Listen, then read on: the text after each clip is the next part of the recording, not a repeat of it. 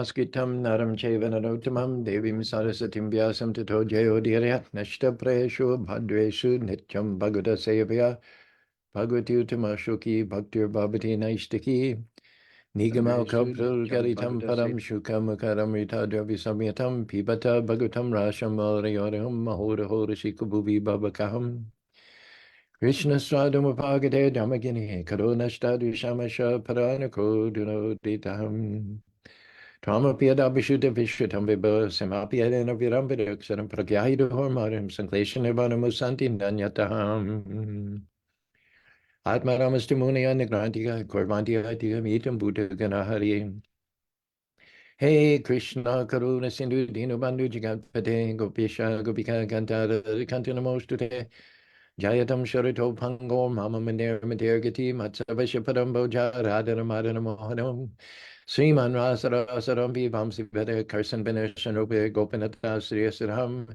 Divyad Brindaranya Kalpadrumada Srimad Ratnagana Shima Shanisto Sri Radha Shira Govinda Prastadabihi Sevamanushmarami Namo Brahmanya Devaya Go Brahmanyataya Cha Jagaditaya Krishnaya Govindaya Namo Namaha Mangalam Guru Dhadraja Mangalam Paridikacha Mangalaya Tano Hari Om Narayana Vidmihi Vasudevaya Dhimahi Tano Vishnu Prachodhyate Om Mahadevi Chavidnihi Vishnupadi Chadhimahi Tano Lakshmi Prachodhyate Mahalakshmi Namastuvyam Sare Sare Hari Priya Namastuvyam Namastuvyam Tapti Kanchana Gonagir Hari Vindavaneshwari Vishavana Sute Devi Pranamani Hari Priya Shubham Karoti Kalyanam Aragam Dana Samaram Sati Buddhi Vanashana Deepa Jyoti Namostate Deepa Jyoti Dhanardanam Deepa Jyoti Paramaram Deepa Metaraparam Deepa Jyoti Namostate Namo Vishnu Padaya Krishna Pastaya Bhutale Srimati Bhakti Vedanta Swami Namaste Sarasati Devi Gauravani Pacharine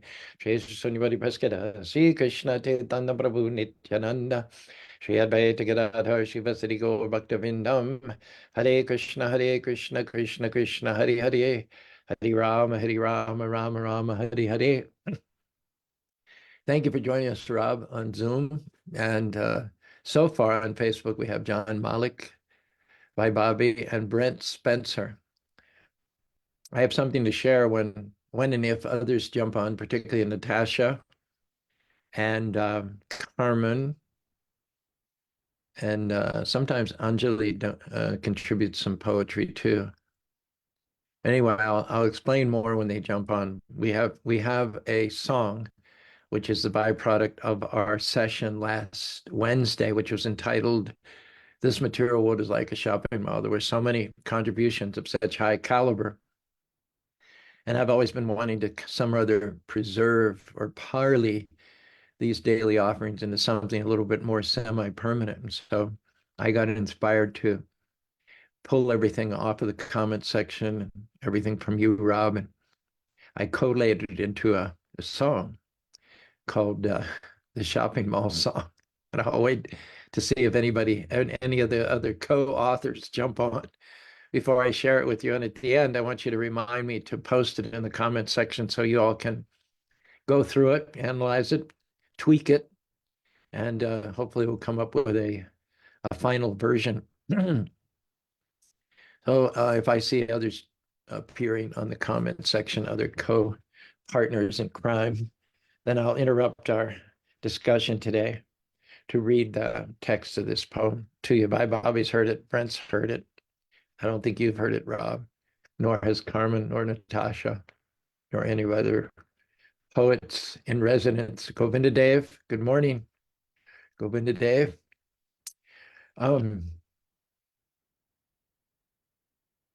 Another announcement is Gene Eskelson, who hardly missed any class in the last 4 years, has passed away of cancer at the University of Utah Hospital. So for Gene, let us all say Hare Krishna, Krishna Krishna, Hare Hare, Hare Rama, Rama Rama, Hare Hare, twice more. Hare Krishna, Krishna Krishna, Hare Hare, Hare Rama, Rama Rama, Hare Hare, Hare Krishna, Krishna Krishna, Hare Hare, Hare Rama, Rama Rama, Hare. Fly back home back to Godhead. So we entitled today's talk, Keshavan from Guruvayor, which may sound pretty obscure and cryptic to some of you, but by the end of this session, you'll know exactly who or what it is that we're referring to. Last week, we focused for a couple of different segments on the mentality of Gajendra, that in this extreme circumstances, life and death situation, he came to the conclusion that he couldn't rely on his family members. He couldn't rely on his own strength, his own position of prominence. He couldn't rely on the demigods. He was in literally over his head. He was pulled into the water, losing his strength. Crocodile was gaining power because the water is his natural environment. So one by one, Gajendra gave up hopes for assistance from his friends. He gave up hope for assistance from the demigods. His own strength was flagging day by day. And finally, he became single-mindedly focused on the Lord as the only one who was capable of giving him protection in these dire circumstances. And so we talked for several sessions last week about how Gajendra came to a position of single-minded attachment and dependence on the Lord. Now, what we're going to expand upon today is the fact that he had practiced in his past life as Indradumna. He had composed and sung repeatedly. We can assume that he had them committed to memory. We can assume that the 28 prayers, which come up in the 3rd chapter, the 8th canto of the Bhagavatam, had in his previous life not only been composed, but many times recited, embedded themselves in his consciousness, and that he had them committed to memory. So the result of that practice of chanting, repetitive, constant, when we say practice, anybody who does yoga knows that practice has a special weight. The word practice has a special ring to it for the yogis. Practice is not something you do occasionally or intermittently. Practice is not something you do when you feel like it. Practice is something you do day in and day out, whether you feel like it or not. That's what builds character. That's what puts oomph behind the journey, the effort to achieve whatever it is that you want to achieve. It is consistent practice. Sometimes people say practice makes perfect. It might be more accurate to say practice makes progress. Ultimately, as we mentioned last week, if you're going to remember the Lord at the time of death, Krishna Twadia Pada Pankancharam and Bayamishudu Manasha Prantamaram Kantovadanabidadan Shmarashkate. There's no more challenging, traumatic situation than death. We can't even imagine what death's like. And the reason I can tell you with confidence that we can't imagine what's death, maybe you broke your arm, or maybe you poured boiling water on a part of your body in the past. Maybe you had a surgery and a painful recovery. But no matter what misery that you've experienced in this life, it cannot compare to the misery of death. And I'll tell you why. Because what death means is that the misery becomes so great you can no longer tolerate staying in this body. So because we're in these bodies, we have to conclude that we have not reached, or in most of our cases, even come close to that threshold of being unable to tolerate the pain anymore and quitting the body. Sometimes this body is compared to an apartment. So what happens? I mean, you can live in your apartment if the heat goes off. Just call the landlord, put up with it until such time as it's fixed. The landlord has an obligation to call in a handyman. He has to provide you heat in exchange for your rent. He has to provide you with running water in exchange for your rent. He has to provide you electric. So if there's no malfunction of any of these things, it's just a matter of tolerating, knuckling down, and waiting a few days until it's repaired. Maybe there's mold. You may not be able to get the mold taken care of right away. It might be an ongoing misery for a few days or a week, but eventually the landlord has to get the mold taken care of. That's part of his contractual obligations. There might be paint peeling on the walls. Again, it's a temporary inconvenience, but it's tolerable. However, when you're sleeping in bed one morning, hearing the birds twittering, the sunrise, and a wrecking ball comes through the window of your apartment, that's a whole different level. When a wrecking ball comes through the wall of your apartment, there's no fix for that. It's not a matter of waiting a few days until the landlord makes the proper adjustment. Your apartment is no longer habitable. Whether you like it or not, you have to get out. So the reason that we can't understand the extremity of pain and inconvenience that death brings with it is that we're still in our bodies. We have not yet had that level of pain.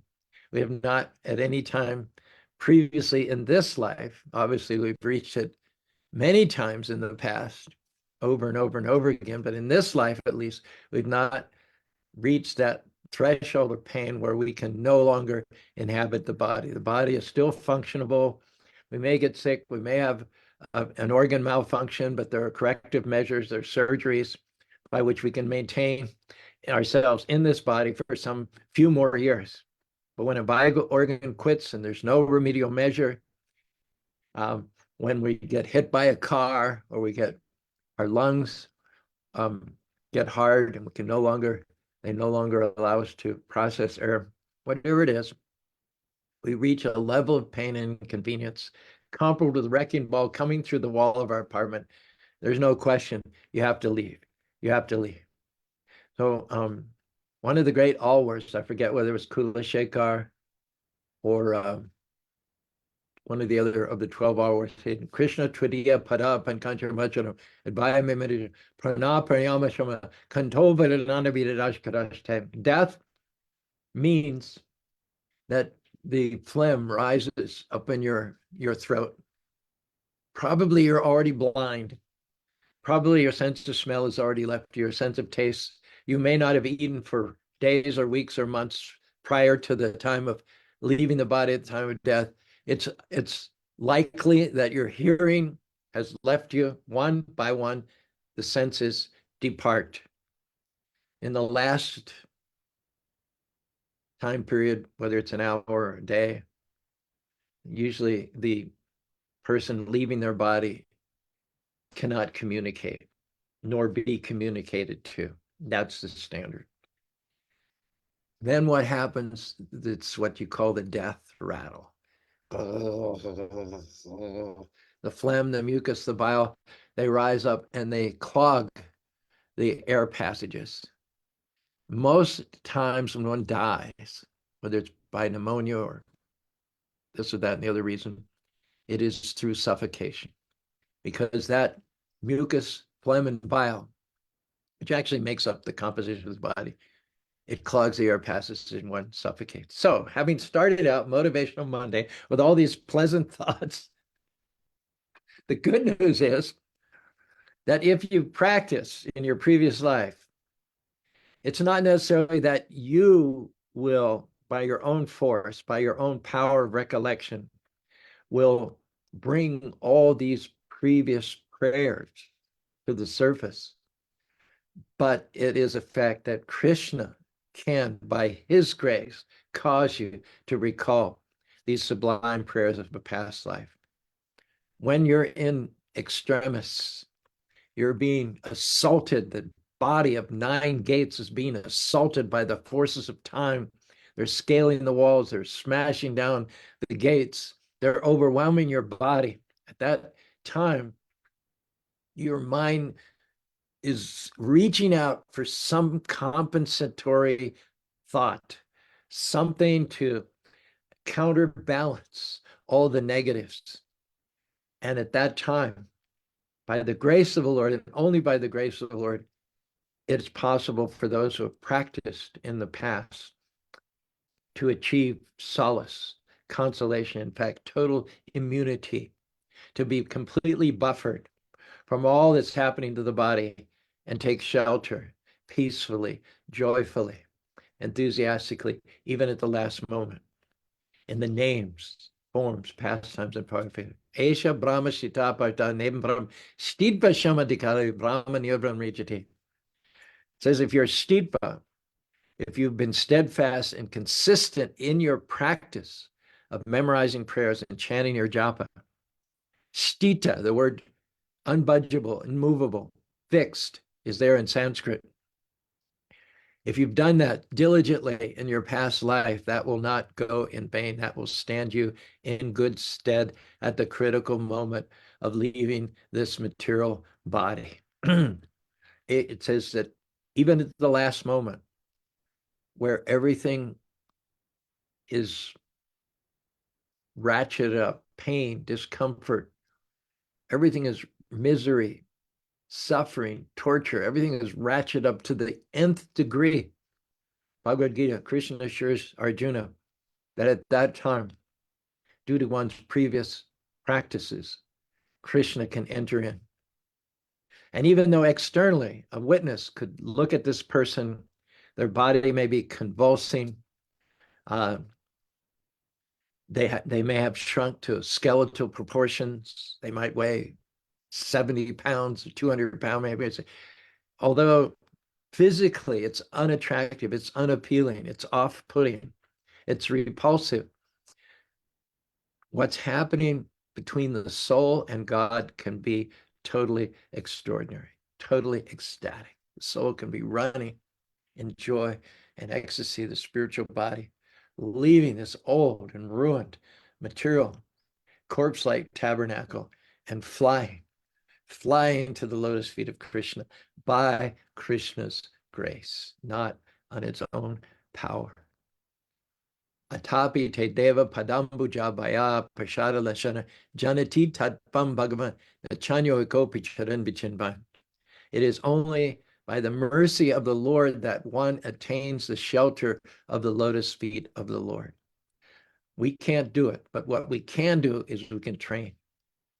We can't force the Lord to accept us as an atom at his lotus feet, to bring us within his loving embrace. We can't force him to do that, but we can make ourselves eligible. We can put ourselves in the pool of those who are eligible to receive salvation from the Lord at the very, very critical moment of the time of death. It is a fact that what you put in comes out. When you're stressed, when you're surprised, when there's a critical moment, when you're suddenly startled, whatever is your core, whatever is in your inner core will come out. I think she's been here for 3 weeks. She left yesterday. Nice German girl, Fana. She was doing an exchange program at University of Connecticut in anthropology, doing her thesis for a master's degree. And they had a Christmas break. So she thought it'd be nice to come out here. Very nice girl, probably late 20s. She spent about 3 weeks with us. Very nice, always smiling, always helpful. So she left yesterday, which was a Sunday. As Utah Valley residents know, transportation on a Sunday can be problematic. Front runner doesn't run up to Salt Lake City. All the buses don't run. Everything kind of shuts down on Sunday because it's the Sabbath. People still observe the Sabbath here in Utah Valley, except for Lowe's, except for Walmart, except for Wendy's, except for McDonald's, except for the national chains. So she had intended on leaving and go to the airport on Sunday night. I told her the front runner isn't running. When I told her the front runner wasn't running, I heard some words that suspiciously sounded like swear words in German, something like "scheiß." And she also knew some pretty good swear words in English too. And it was just a minor issue. It wasn't anything life-threatening, just like how to get to the airport on a Sunday. I said, you could always go Saturday, spend the night at a hostel, or maybe sleep on the couch in our Krishna temple. I mean, this isn't to me, an issue that merits foul language. But boy, she was like this sweet girl, just like one epithet after another. It was like, I thought I knew this girl, you know. It's amazing what's under the surface as soon as there's a little bit of pressure. Then finally we found a shuttle that runs on Sunday, and there was a pickup point in Orem, and Sean was going to drive her there. And it for all of Friday and all of Saturday, there's a button that says purchase your ticket. It was like $25. Well, Sunday morning comes, and she comes up to me and she says it says tickets are no longer available. She'd put off buying the ticket. Sunday morning it says tickets are no longer available. So she can't get a ticket on this shuttle, this minivan, which is picking up passengers, presumably because it's full. And boy, then the swear words come really pouring out of me. Like I couldn't believe it. You know, seemed like an extreme reaction to a minor problem. And again, I had to caution her that we don't speak that way here in the ashram. Finally, Sean was able to help her out, get her a ticket, and she left. But it's interesting what comes out. You know, we can put on a face, we can create a facade, we can project a persona for the public, for people that we barely know, and with whom we don't have deep, intimate, challenging relationships. But it's amazing what comes out when you squeeze a mango juice comes out. When you squeeze an orange juice comes out. When you squeeze a lemon juice comes out. It's amazing what comes out when someone's squeezed. They say that on war fields, the brave, stalwart, manly, chauvinistic soldiers, when they're lying out there between the trenches with their intestines spilling out on the ground, or their limbs severed from their bodies, there's no more macho, there's no more strutting, there's no more posturing, there's no more male bragging. They're just calling out, "Mommy, mommy, mommy." After the sun goes down and the hostilities have ceased, the soldiers on both sides can hear their wounded comrades out there in the middle, in the no man's land, screaming for their mothers. So what squeezes us, times of pressure, is what's going to come out. Fortunately, Gajendra had been a devotee in his last life. Krishna never erodes the progress of a devotee, even from one lifetime to another. What to speak of from one life to another, from one creation, from one cosmic manifestation to another. The first canto of the Bhagavatam. Evam Krishna Mater Brahmam Nashakta Kalepada Tadidashana Matir Mayam Nabari Nabi Padya Padya Shaga Shmitir Chaman. Shmitir means the remembrance.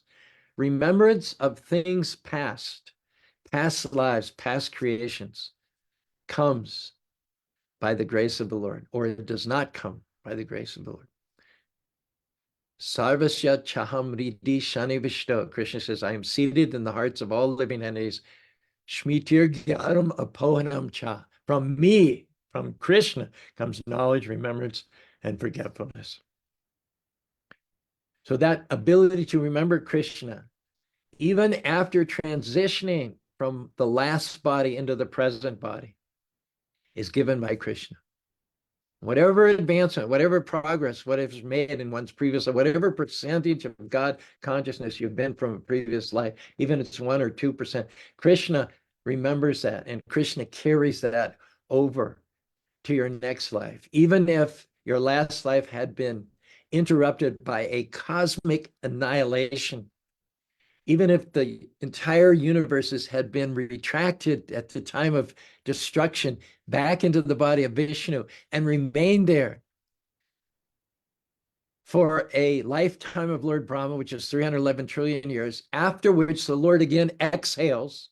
After 311 trillion years of non-manifestation, the Lord then breathes out, and all the planets, all the universes, all the galaxies, another Brahma appears, and all the souls who are retracted, whose materialistic activities were interrupted, or whose spiritual activities may have been interrupted, they again manifest after such a long period of time by the grace of the Lord. How am I going to remember something I did 311 trillion years? Ask me. How am I going to do that? I can't even remember what I was doing this time yesterday. So the fact that the living entities resume their activities from a previous creation can only be explained by the omniscient presence of the Lord. So even if you chanted Hare Krishna in a previous creation and you endured the trauma of a cosmic annihilation and you remain somnambulant, unconscious, relatively unconscious, or in a subconscious state for an almost interminable period of time, when you were again impregnated into a new creation, the memory of your previous activities, those things that you practiced, those things that pushed your buttons, those things that excited your heart, they will come back. They will be recollected by the grace of Krishna. So even if one is an elephant in the current life, but one has performed devotional service in the previous life, that will stand one in good stead. On the other hand, if you were to take a superior birth, a human birth is considered to be a superior birth to that of an elephant, but you have no background of training in your previous life. Some or other, you may have pious credits, or it may just be your time. You take a human birth, but you have no practice to your credit from previous lifetimes. You will not be able to remember Krishna at the time of death. On the other hand, if you were to take the inferior birth of an animal or an elephant, but you had that practice in your previous life, then you're considered to be better situated than the human being who does not have the credit of practice of Krishna consciousness. So if you've had training, the name will come out even from the lips of an elephant. And if you've not had training, the name will come out not even from a human mouth. Another example of a great elephant who was Krishna conscious, in spite of the disadvantages of having taken a less than human birth, still the past previous training trumps the disadvantages of a low or a subhuman birth. And the story, a companion story to that of Gajendra, is that of another elephant cousin whose name was Keshavan. There's a wonderful temple in South India, Kerala, I believe, which is called Guruvayor. It was established by Brihaspati, the guru of the demigods, and Vayu. I'll tell you the story a little bit later. But every era, the biggest, the strongest of all the elephants, Guruvayor has many, many elephants. My wife and I visited there, I think it was in 2009. There's a whole farm for elephants. They have like 60 elephants. It's open to the public. It's a very memorable experience going there and talking to the trainers and seeing all the elephants nicely cared for. But the foremost of all the elephants is appointed to carry the form of the Lord, the Utsa form of the Lord, the processional form of the Lord, periodically in processions that go about the temple grounds. So from 1912, when this elephant Keshavan was donated by one of the local kings, all the way till 1976, 22, 32, 42, 52, 62, 72, that's 60 years. For 60 years, weekly, sometimes daily, this elephant, Keshavan, carried the Lord on his head in special religious processions. One year, Keshavan was a little ill. He was considered to be indisposed. So they kept him in his stable, and they have a chain, which is around one leg of the elephant. They had chosen another elephant to carry the deity on that day. Keshavan was so upset to have been put on the sidelines. He broke his chain. He came and he attacked the other elephant right in mid-procession. So the mahouts quickly gave Keshavan the deity, because he would not have it any other way. Some extraordinary facts about the Krishna consciousness of this elephant. He did not follow the behavior of other elephants. He was not typical. He was completely atypical, indicative of his Krishna consciousness from previous life. He fasted every Ekadasi. As devotees, every 2 weeks we fast. There's an alignment of planets. There's an astrological configuration by which we are advised to fast for extra spiritual benefit. And if one does not fast, if one eats grains on that day, there's a negative result also. Keshavan would know, some or other, intuitively, he would know when to fast, and he would not eat on the Ekadasi days. Now, what do we eat? What do we eat? I'm 77. I don't eat much. I'll take a little something in the morning, a little salad in the evening. I'll have a piece of toast, a salad at noon, a piece of, I don't eat much. But an elephant, to say an elephant doesn't eat much, that's like 200 pounds of food a day. That's an elephant that's not eating much. The normal poundage for an elephant is 500 pounds a day, Prabhupada said. So here's an elephant that on Ekadasi days, twice a month, and nobody knows how he knows when these days occur. Nobody knows how he figures that out. Just some supernatural instinct. He eats nothing. Not 500 pounds, not 200. He eats nothing his whole life. He lived over 60 years. He fasted on Ekadasi day. Now, on other days, when he would eat, people would bring him some, aside from leaves and banana leaves and all grasses and all this normal, if someone would bring him some sweet or sweet rice or less rasgula or burfi, something nice, a special treat, and that had not been offered to the deities, he knew that. He would intuit whether what was being offered him had been offered to the deities. And no matter how tantalizing or how sumptuous or how tasty that would be, we all know, we have these parrots. You give them a cookie, man, bam, they don't give it a second thought. They know. In fact, the cat, the parrots, when you rustle, when you're opening a package of anything, they mystically appear from all hearts of the house, and they're standing there begging. They recognize the crinkle of opening a package, and they're thinking cookie or some cheese or something, or a chip, a potato chip or something. They just magically assemble at your feet from wherever they are in the house. The senses of an animal, subhuman, are so strong, they can hardly say no. The consciousness of an animal is normally anamoya. Ana means grains. The consciousness of a self-realized soul, a liberated soul, is anandamoya.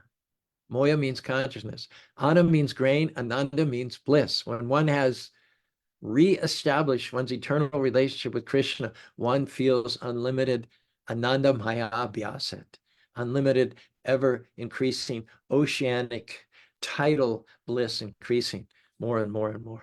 That's the perfection of existence. When the spirit soul gets a human body, and when in a human body, under the guidance of a bona fide spiritual master, one practices devotional service, and through the practice of devotional service, when spiritual master is pleased, when spiritual master is pleased, Radha is pleased. When Radha is pleased, Krishna is pleased.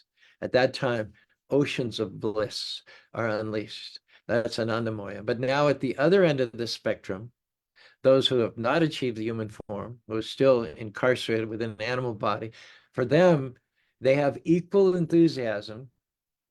The enthusiasm that a liberated soul has for hearing, chanting, and serving the Lord is pervertedly reflected in the animal kingdom in the enthusiasm for ana, for food.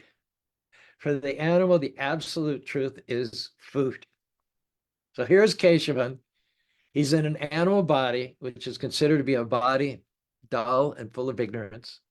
Someone brings him some sweet rice. Another delicacy is, what's it called?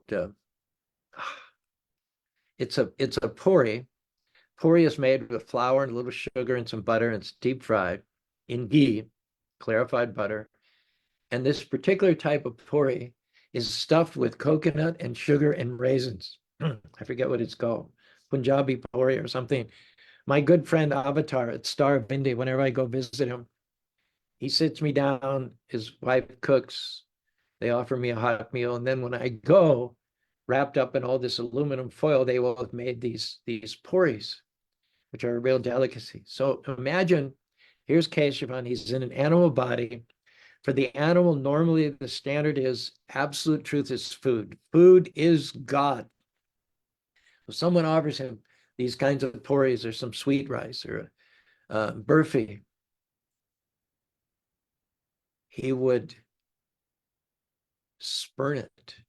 He would shun it. He would turn up his nose if it was not offered to Lord Krishna. Just imagine. This is the power of practice from a previous life.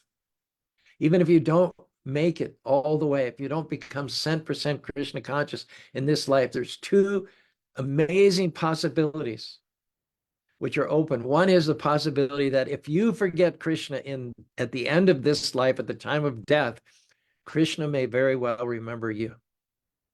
In the Upanishad, Bhai Bhavi was reminding me the other day of a verse in the Sri Upanishad that says, Lord, please remember all that I've done for you. Because I may not remember under the pressure, the miseries, the suffering of death at the time of death, all of that may leave. It may run away from my consciousness. So Lord, I may not remember you. Please remember the devotional service that I've done.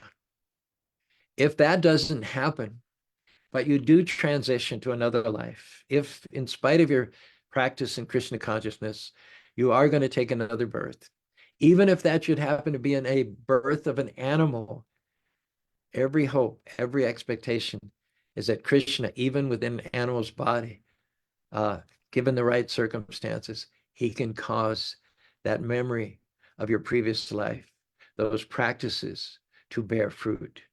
And in the next life, the consciousness of your devotional service of your previous life comes full force. That's exactly what happened with Gajendra. That's exactly what happened with Keshavan. One other astounding fact of Keshava, elephants are lusty. One of the trainers in Guruvayor, he was telling us about the ins and outs, the pluses and minuses of having a vocation as an animal trainer and caretaker. So he was telling us he had a special relationship with this big bull elephant. It was a tusker, big tusk. So he was telling us he and this tusker are like this. They're like best buds. They're besties.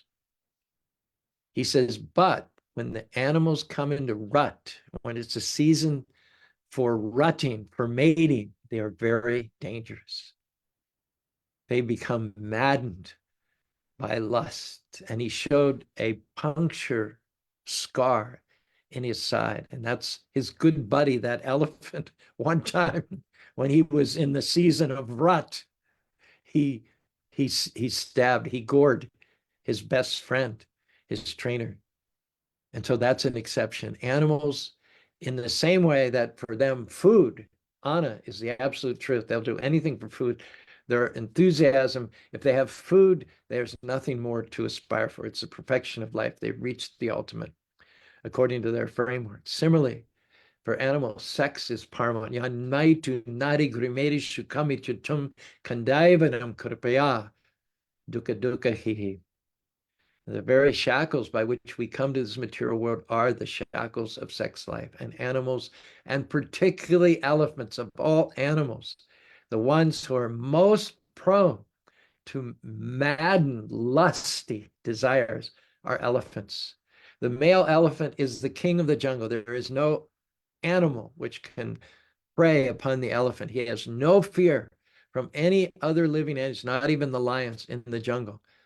But what is his undoing is his lusty desire for the female elephant. And the ivory hunters know this. How do they bring down the king of the jungle? They train a she elephant to go along the path to kind of sashay in an erotic way, attract the attention of the male elephant.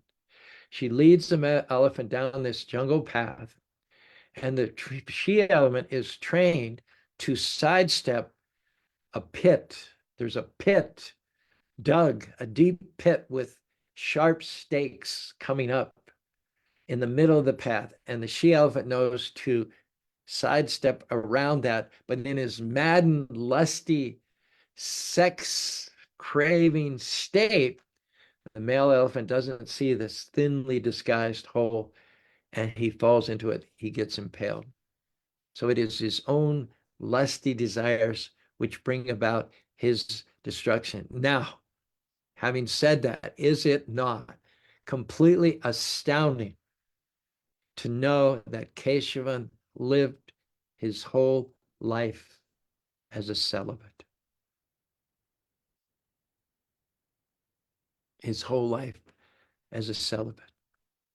And last but not least, when he grew old in his 60s, he passed away in 1976.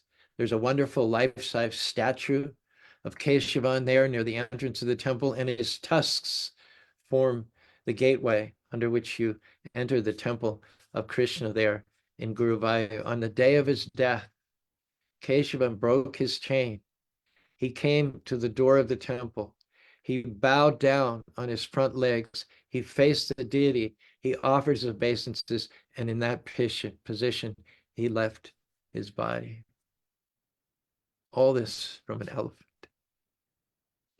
We're not talking about a great saint or sage or rishi or demigod. We're talking about a living entity who's normally subject to the basest of impulses. And yet, if you've practiced in a previous life, or if you've practiced previously in this life, as was the case with Ajamil, that practice will never go in vain. Krishna sees every time you chant Hare Krishna, every time you take prasadam, every time you come to the Sunday feast, every time you tune into a Zoom talk. Everything you do in Krishna consciousness is carefully noted by Krishna, who is within the heart and who is a source of knowledge, remembrance, and forgetfulness. One last footnote is that the Guruvayor temple is so named because it was established many, many eons, many thousands of years ago by Brihaspati, the guru of the demigods, and Vayu, the Lord of Wind. Vayu, who is also the father of both Bhima and Hanuman. And Brihaspati collaborated. They came together, they researched, and they found the most auspicious place on earth to establish a Krishna temple. And it so happened to have been a place where Lord Shiva had chanted for many, many thousands of years, and chanted the holy names of Krishna. Hare Krishna, Krishna Krishna, Hare Hare. Hare Ram, Ram Ram, Hare Hare. And that temple is one of the greatest, third most visited Krishna temple in all of India, next to Jagannath Puri and Tirupati. And it's absolutely glorious. And there the elephants are also glorious. After the death of Keshava in 1976, there was another great elephant known for his size and his Christian name, Padmanabhan. And he just died about 10 years ago. And again, another elephant was promoted to take his place.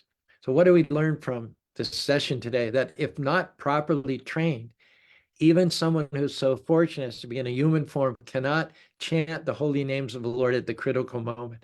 But if properly trained, even animals like Gajendra and Keshavan can invoke memories from a past life as devotees. By the mercy of the Lord, they can remember the Lord. And so what we're seeing here in this third chapter, the 8th canto, is that the 28 prayers which Gajendra had composed and committed to memory and embedded in his very spirit itself are now coming back to him. We'll talk more about that tomorrow. Om Tat Sat. Hare Krishna, Krishna Krishna, Hare Hare. Hare Ram, Rama Rama, Hare Hare. So before I do anything else, I want to share something special with you. I think it's special. You know, we've talked about doing more with the poetry that you all contribute at the end of these sessions. And I've just trying to think what can we do to, you know, parlay this into something a little more semi-permanent and maybe something which other people can benefit from. It can enrich their lives, our own unique perspectives, our own synergy from getting together Monday, Tuesday, and Wednesday, and the creative energies and the creative output from Brent and Govindadev and Carmen and Natasha and Rob. You know, it's just been tickling me for some time. You know, how can we do more with this? There's got to be something that Krishna has in mind here. And if he would just reveal it to us, that would be great. Well, I think some of that came out last Wednesday. Excuse me while I take a drink here. Last Wednesday, our theme was this world is like a shopping mall. And there was so much good output from you all. Good verses by Natasha, good verses by Brent, good verses by Carmen, good verses by Rob. If I'm leaving anyone else, let me, please excuse me. And I see there's some very good stuff here too today. So what I did was I was so inspired last Wednesday that I took everything that Rob sent me, Carmen, Brent, Natasha. I just pasted it all in a Word document. I moved it around to get a nice chronology. I added some verses of my own with the result that there's a song here or a poem or a rap or whatever you want to call it, which I kind of tongue-in-cheek call the shopping mall song. So I'd like to share it with you. Each and every one of you is a co-creator here. So if you like it, congratulate yourself. And I'm going to post it in the comment section afterwards with the purpose that you can review this, fine tune it, improve upon it. I'm not sure about making it longer, but if there are any of the current verses which you feel you can make even more relevant, even more resonant, go ahead and send me your notes and send me your suggestions. All right, so I'm like a proud parent here. I'm so proud and so chuffed about this. Are you ready? Are you ready? Can we get some thumbs up and some hearts? Can I see a little bit of an explosion, like a little fireworks show there in the comment section? We've got John Malik, Vaibhavi. Here we go. Yeah, Brent, George, Carmen, William, Brent again. We've got Namamrita. We've got Priya Krishna from New York. We've got Jean hovering from the spiritual world. Okay, here we go. You ready? Here we go. The shopping mall song. The world is like a shopping mall, bustling, hustling, and loud. Distractions and attractions abound. Sights and sounds can enshroud like clouds obscuring the ground. We don't want to wander aimless in the crowd, our mission forgotten, our commission under remission. Life's endless paths distract and delay. The stores in life's mall will lead you astray. Discrimination to see Maya's bait, then stick to the straightaway to reach heaven's gate. Pick up only that provision which will get us out of prison, revive our eternal condition. We want to listen to the sages by whose grace we are engaged, by whose vision we are risen. It's not worth the risk to stray from Krishna's shopping list. Better not too much stopping, hopping from aisle to aisle, swapping precious minutes for trinkets. Here is the gist of Krishna's list. Chant my name, claim my protection, let go of tension, let my affection sustain you, keep your attention on me exclusively. When you enter Maya's store, better to get less than more. Stick to the list.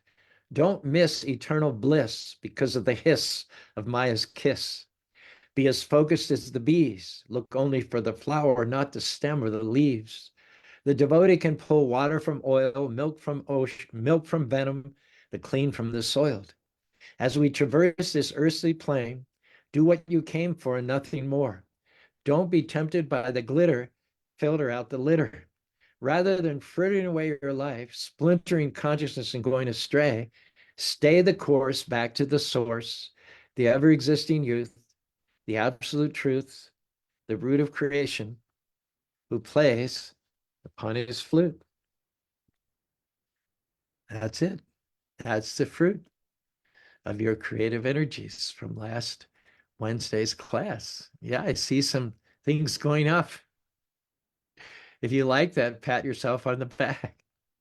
I will post that also after we close, so you can ruminate on it and send me your notes and send me your suggestions. So my question is, my thought is, how many more times, how many more songs can we get about our little forum here? So let's see what we've got. Carmen says of what I just read, she says, wow, wow, wow, wow, 4 times. Fantastic. And then in another comment, a lot of enthusiastic emojis. And her poetic offering, or one of several here for this morning's discussion, is remember the Lord, he'll remember your back. He'll make up for the strength when in death you may lack. Yes. Oh, Bhai Bobby tells naan. What did I say? Puri? Oh, yeah. Peshawar naan. That's right. It's called Peshawar naan with the coconuts and the raisins. Thanks, Bhai Bobby. Okay. Carmen also in another comment. Will it be grief that's squeezed with ease from you when you leave, or will the juice of your spirit be true to the end and not fear it? Nice. Brent, the memory of the name can survive even annihilation.